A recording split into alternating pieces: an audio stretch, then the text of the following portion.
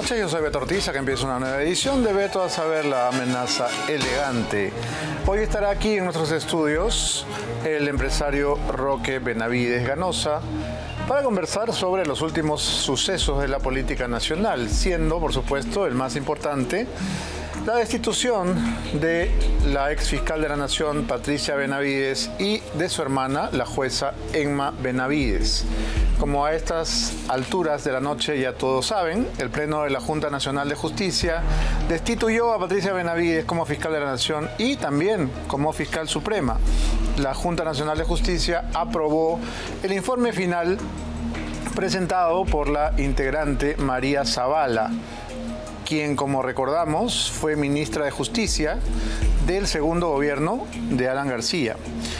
Los hechos por los que se cuestiona a Benavides son muchos, entre ellos el haber removido a Betsabe Revilla, la fiscal que investigaba a su hermana Emma, quien también fue destituida como jueza superior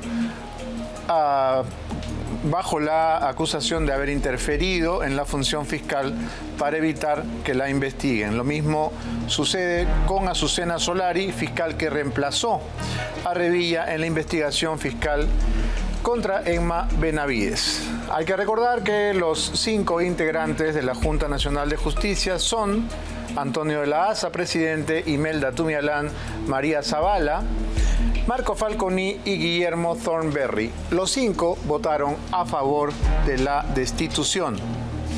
Vamos a ampliar la información más adelante, por supuesto, pero empezamos, tenemos el video. Ok, vamos a ver el momento de la destitución.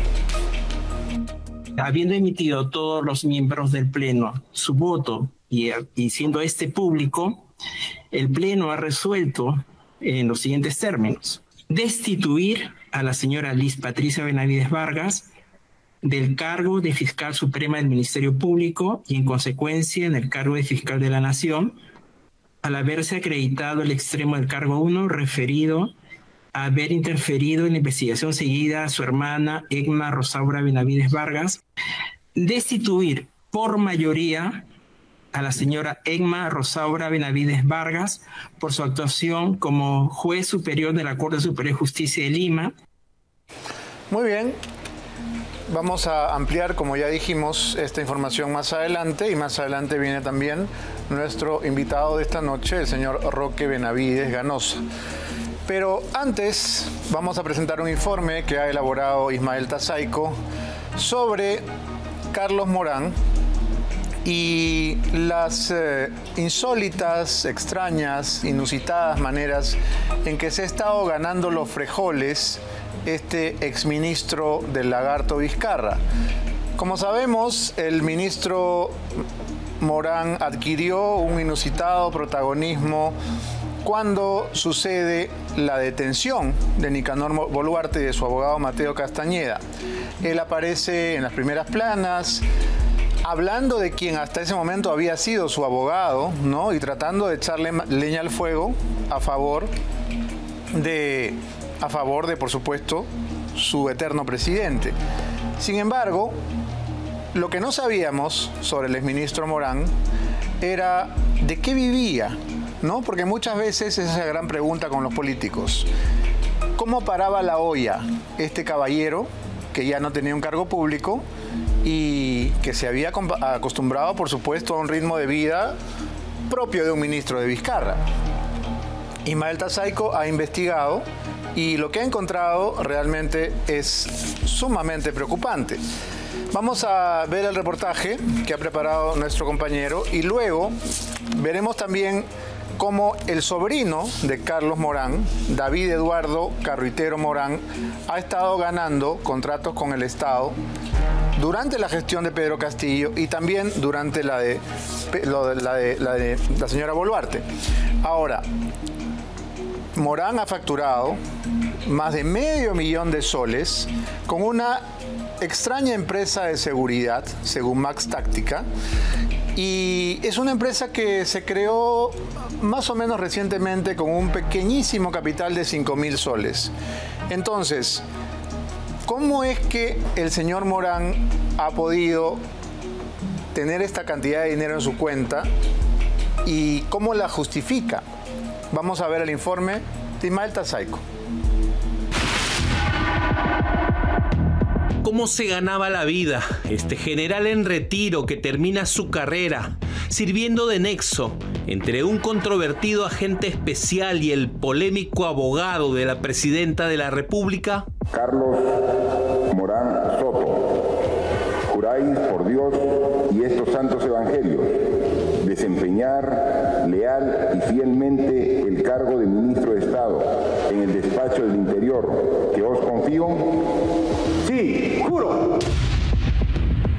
Estos son los recibos por honorarios emitidos por el exministro del Interior Carlos Morán, primero como asesor legal, luego como apoderado. El ministro Lagarto ha facturado más de $500,000 de soles a una cuestionada empresa de seguridad.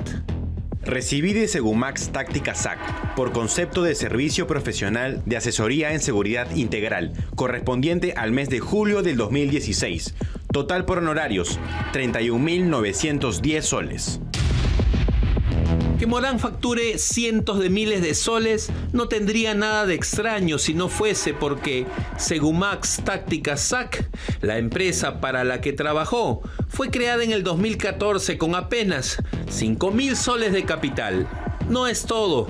Después que Morán dejó de ser ministro, a Segumax sospechosamente le ha ido bastante bien en los business estatales. Es un ministro que duró alrededor de un año, ¿no?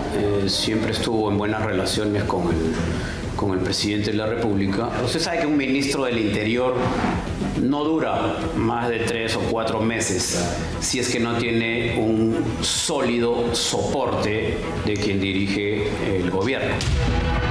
Ahora mismo, el área de enriquecimiento ilícito y denuncias constitucionales de la Fiscalía de la Nación examina estos recibos y su veracidad. Es que los montos facturados no cuadrarían con lo depositado en las cuentas de Morán. Yo hubiese preferido que se pueda ya seguir el peritaje respectivo. Todo sobre posibles asesorías fantasmas y los miles de soles facturados por el exministro vizcarrista en segundos, solo aquí, en Veto a Saber.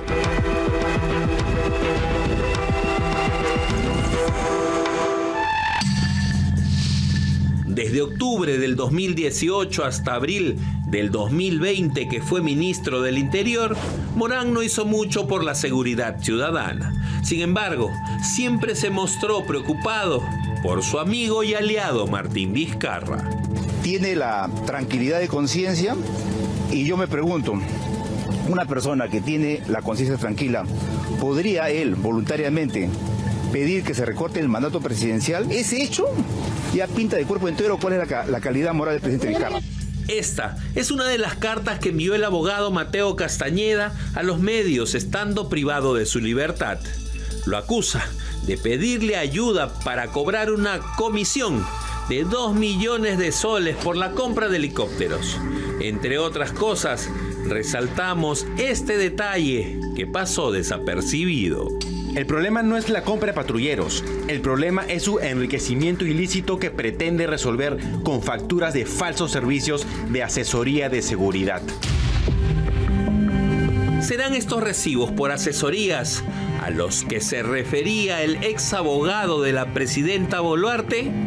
Solo por mencionar algunas, encontramos que a fines de julio del 2016, Morán emitió este recibo por servicio profesional de asesoría legal. El monto, 20.000 soles.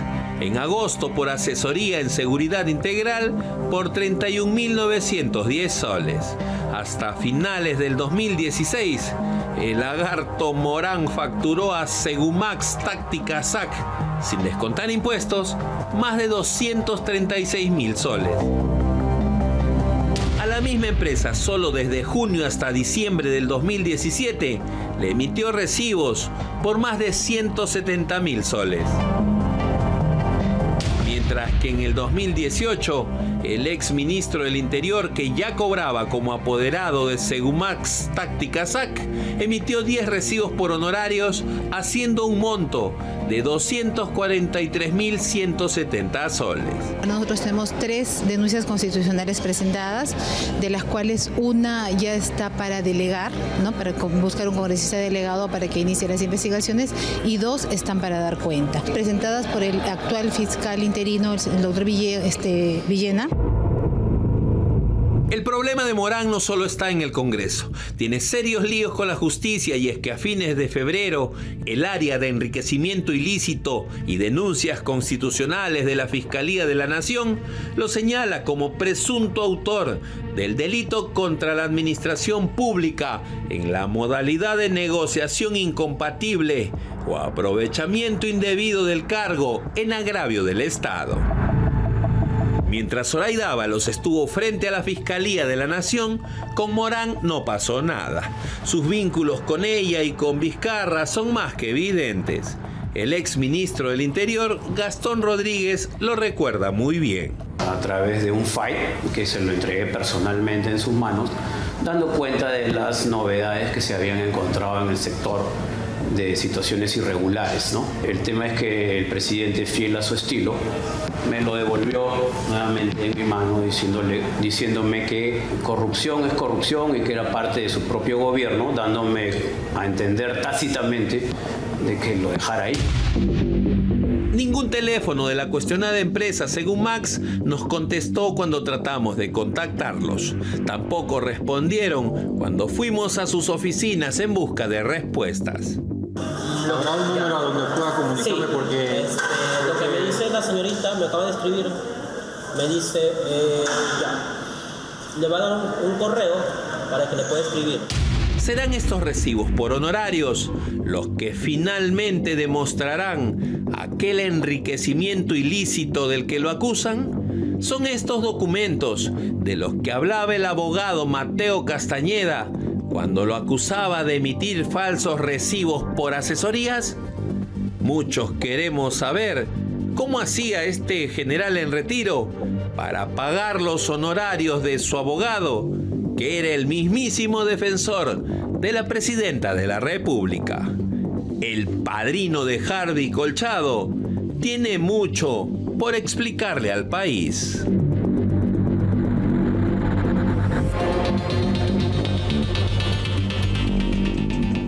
Bien, y la verdad es que no solamente él tiene mucho que explicar, sino también algunos de los miembros de su afortunada familia.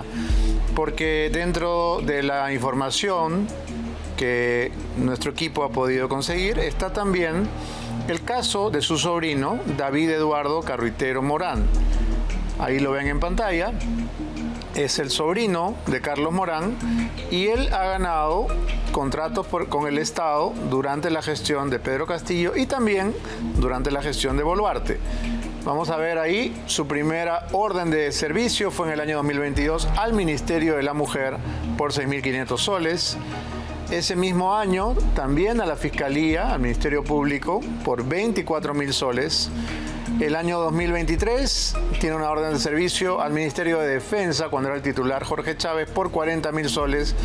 Y este año ha vuelto a cobrar 10.000 soles de la cartera de Defensa.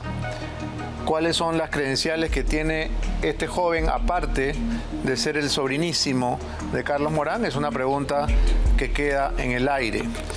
Vamos ahora a escuchar algunas explosivas declaraciones que ha dado el fiscal Rafael Vela, asegurando ahora que Keiko Fujimori se encuentra sepultada por una abrumadora cantidad de pruebas.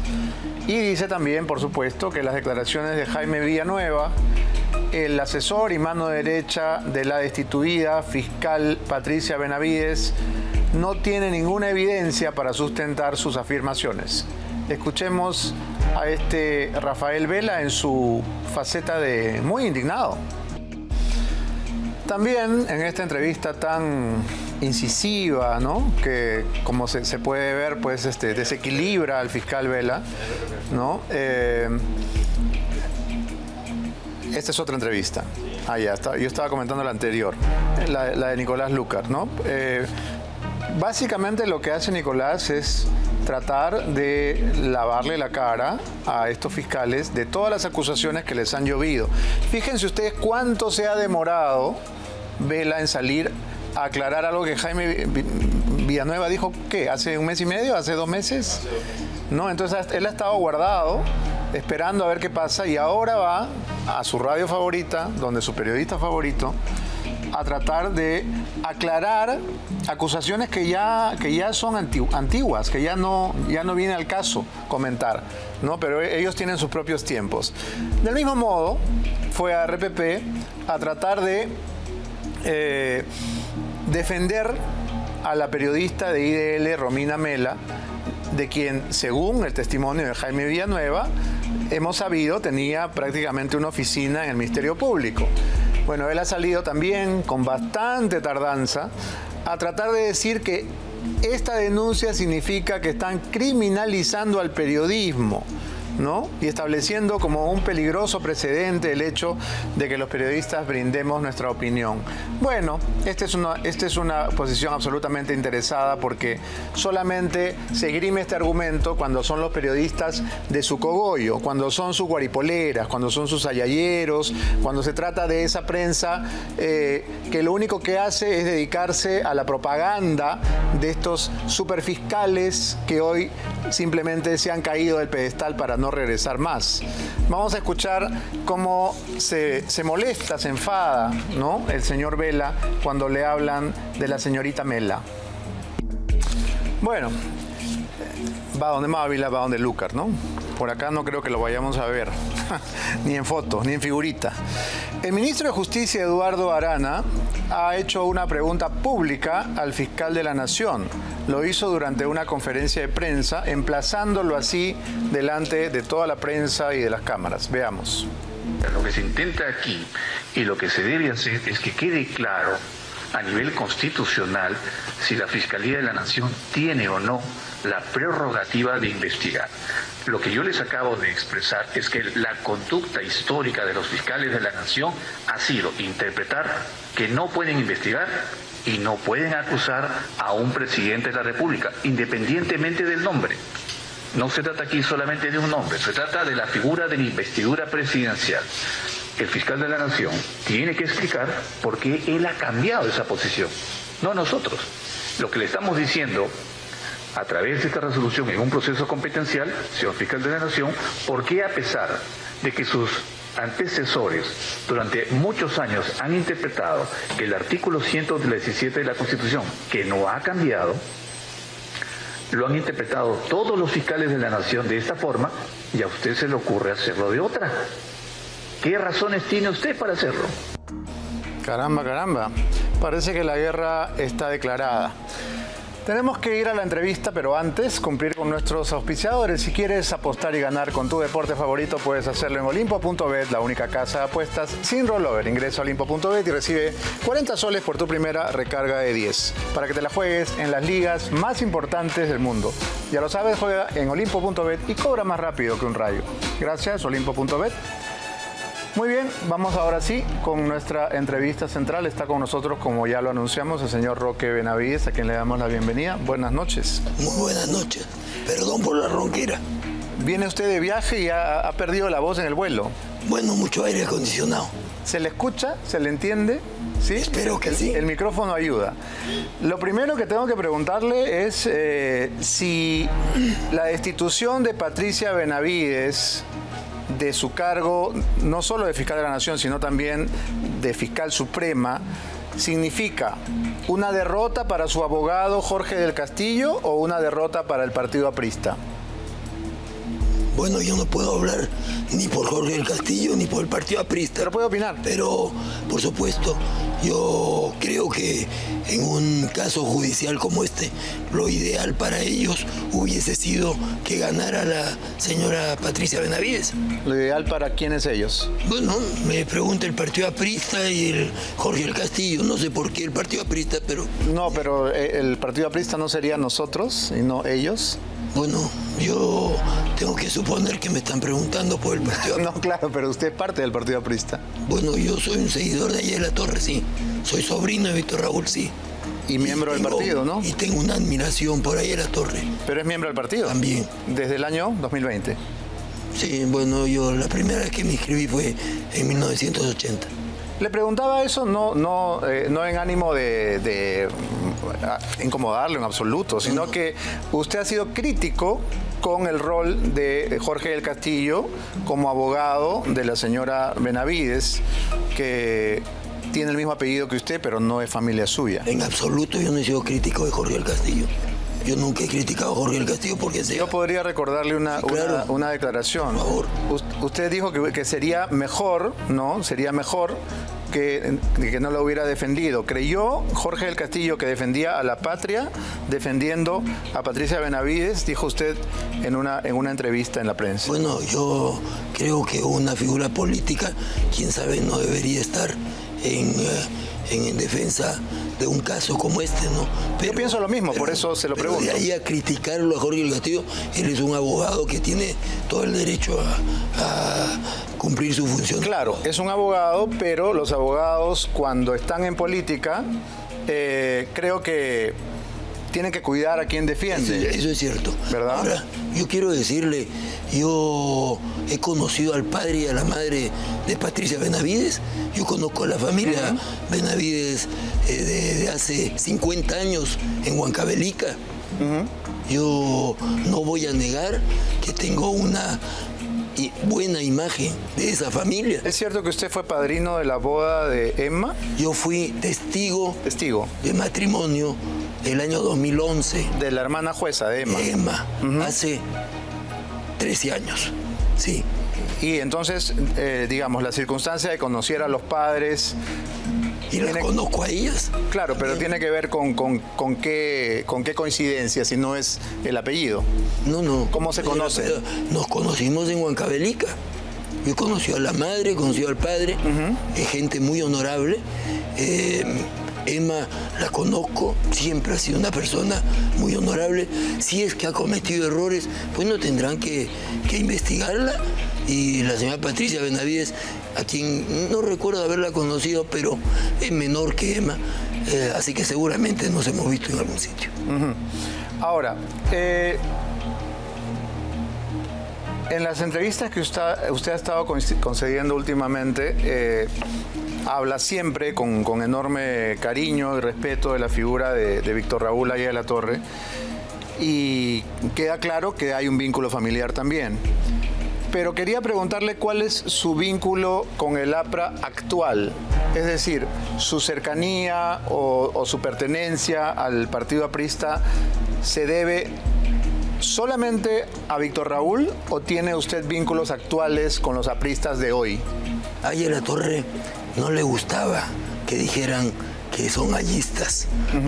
Yo, por su memoria, trataré de evitar decir que soy ayista. Pero lo es. Pero soy ayista. Y soy ayista porque yo tuve la suerte de conocer al más ilustre político peruano del siglo XX. Vivir muy cercano a él. Él fue primo hermano de mi abuela Mercedes. Nacieron con 6 meses de diferencia y murieron con 6 meses de diferencia. Mi abuela Mercedes le decía a mi hermano Víctor y mi tío Víctor Raúl le decía a mi hermana Mercedes.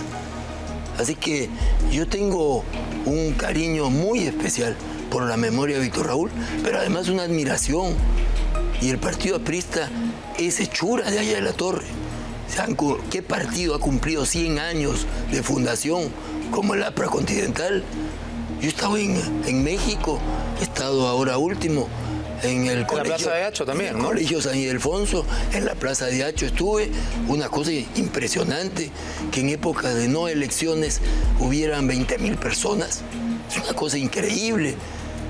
El partido aprista, como cualquier buena institución, y lo que nos falta en el Perú es la institucionalidad, tiene una mística que yo creo que hay que promover, hay que defender. No puede ser que hayan pues 42 partidos políticos que son cascarones. Algo tenemos que hacer en el Perú para que haya institucionalidad. No se trata de un partido u otro, tienen que ser institucionales para que los votantes podamos escoger cuál es la de nuestra predilección. Yo me siento un socialdemócrata, me siento una persona que no está ni con la, por supuesto, ni con la ultraizquierda, pero tampoco creo que no se puede ser poco solidario con los problemas que tenemos en el Perú. ¿La derecha es poco solidaria con los problemas de los pobres del Perú? En algún momento, sí es que existe tal cosa como la extrema derecha. Digamos la derecha solamente para no pisar callos. La verdad que después de la caída del muro de Berlín es muy difícil. Ya no existe el comunismo, no cabe la menor duda. Y creo que hay niveles de solidaridad con las necesidades de la gente más necesitada. Y en ese sentido yo me siento absolutamente comprometido con todas las necesidades de nuestro país. Bueno, para no hablar de derecha e izquierda, podríamos hablar de quienes tienen una capacidad económica mayor, ¿no? Que son la minoría del Perú. Quería hacer esa reflexión con usted porque en la votación que ganó Pedro Castillo, el sector A-B de la sociedad fue el que registró mayor ausentismo a la hora de ir a votar. Y cuando ya estuvimos en la hecatombe, es decir, cuando Pedro Castillo ganó la elección, muchos de los que tienen mucho se fueron a vivir a Madrid con todas sus cosas y toda su platita, y eso genera la sensación de que a los ricos peruanos no les importa el Perú. ¿Cuánto es esto un prejuicio o cuánto sustento tiene con la realidad? Yo creo que hay que hacer una autocrítica. Creo que aquellos que se quedaron en Asia, en la playa Asia, o que se han ido a Madrid, tendrán que hacer su propia autocrítica. Sí, que vuelven. A mí nadie me va a decir. Sí, que vuelven. A mí nadie me va a decir que yo no me he quedado en mi país. A mí nadie me va a decir que yo no he votado. Y no por Castillo, por supuesto. Así que yo no puedo hablar, ni voy a ser juez ni Dios para juzgar a nadie. Que ellos, quienes no vinieron a votar, tendrán en su conciencia no haber registrado su voto. Bueno, ese es su problema. Porque así como el capital del empresario genera trabajo y genera desarrollo, cuando el empresario se asusta y se lleva su plata a España, también quita trabajo y quita desarrollo. Por supuesto, no cabe la menor duda. Yo no puedo estar de acuerdo con eso.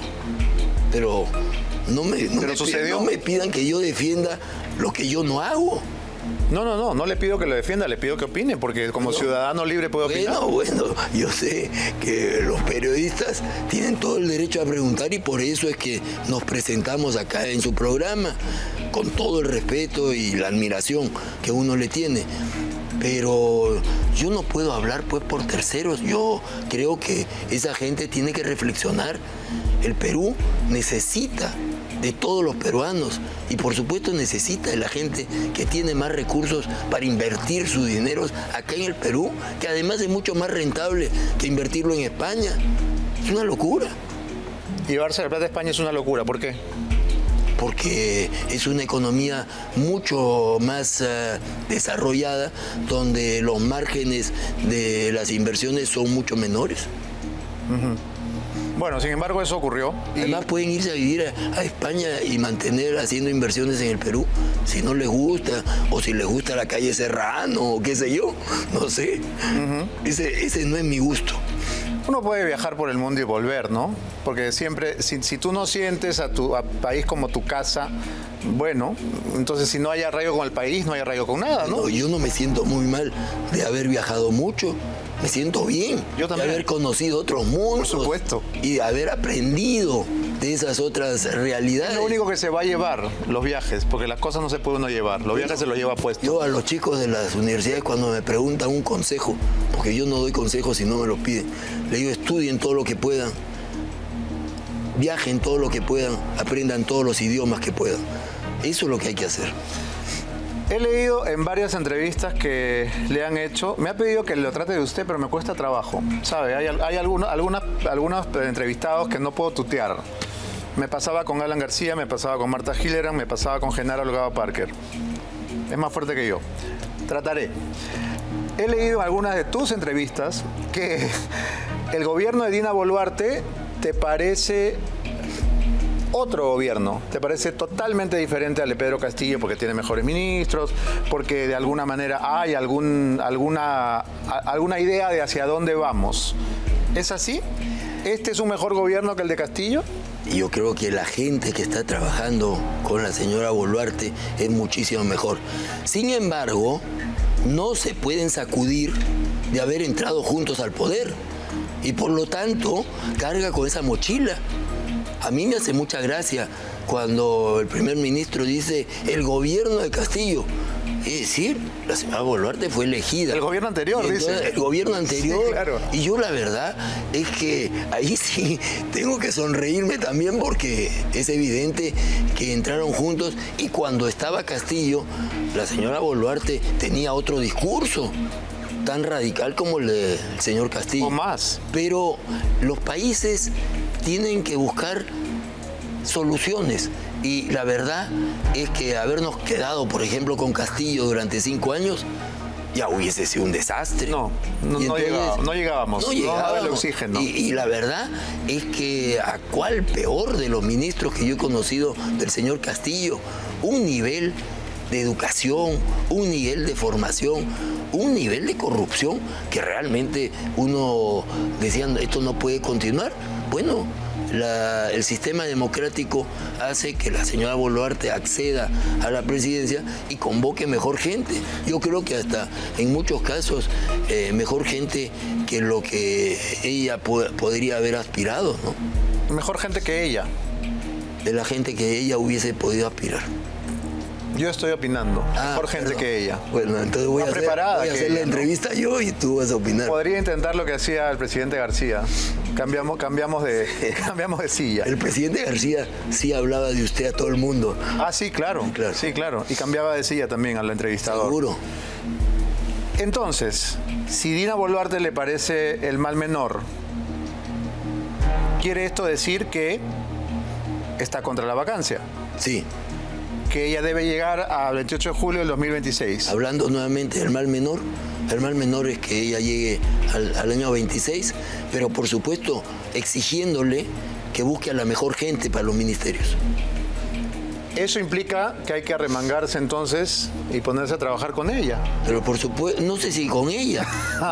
No. ¿Quién va a trabajar con ella? Porque usted acaba de decir que convoque a la mejor gente. La obligación que tenemos los peruanos de a pie es transmitir a través de los medios de comunicación. Ustedes cumplen un rol fundamental y transmitir mensajes. Hay un dicho que seguramente a los políticos no les gusta.